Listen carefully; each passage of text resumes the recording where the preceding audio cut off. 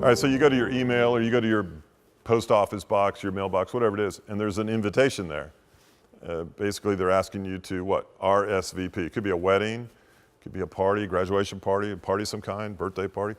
So people are wanting you to RSVP. Let them know if you're coming so they can plan for your arrival, so that they can lay out for you every aspect of hospitality they can to welcome you, to appreciate you, and to thank you for being at their party, RSVPs.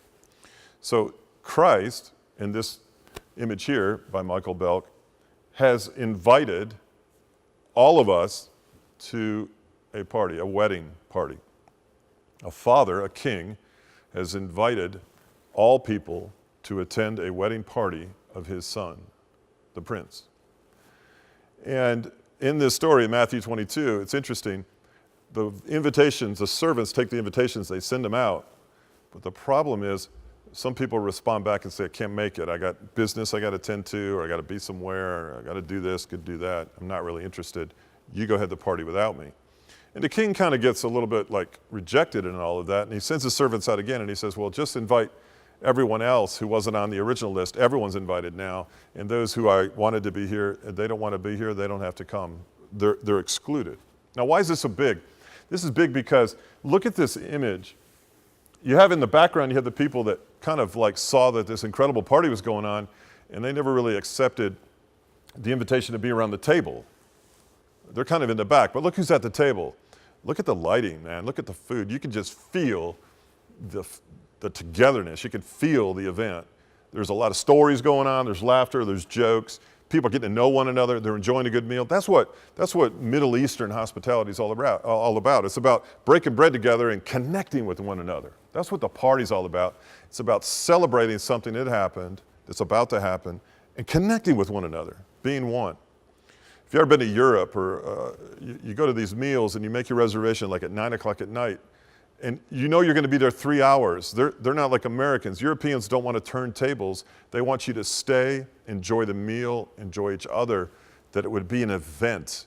It would be a happening. That's hospitality. And that's what it looks like in the Bible. So Jesus here has got these around him that want to be there.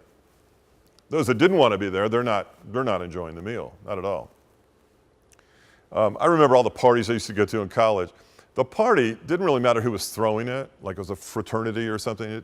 That didn't really matter. What mattered was there was a party. I was there to party, at the party.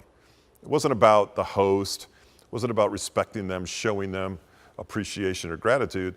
They just did something that gave me excuse to be at that place to party. Well, that's not what Christ is doing. He's wanting to extend to you and I an invitation to have a meal together, to enjoy one another, to laugh, to have a mutual respect and appreciation for one another. Now the question is, are you contemplating accepting that invitation to know one another on a very intimate, personal level and enjoy fellowship together, togetherness? Are you invited to the banquet? Sure, you're invited.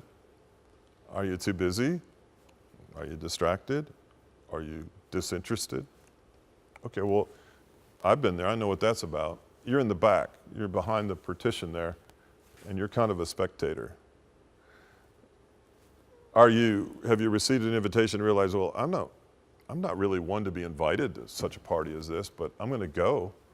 And when you get there, you realize, wow, he really cared that I was there.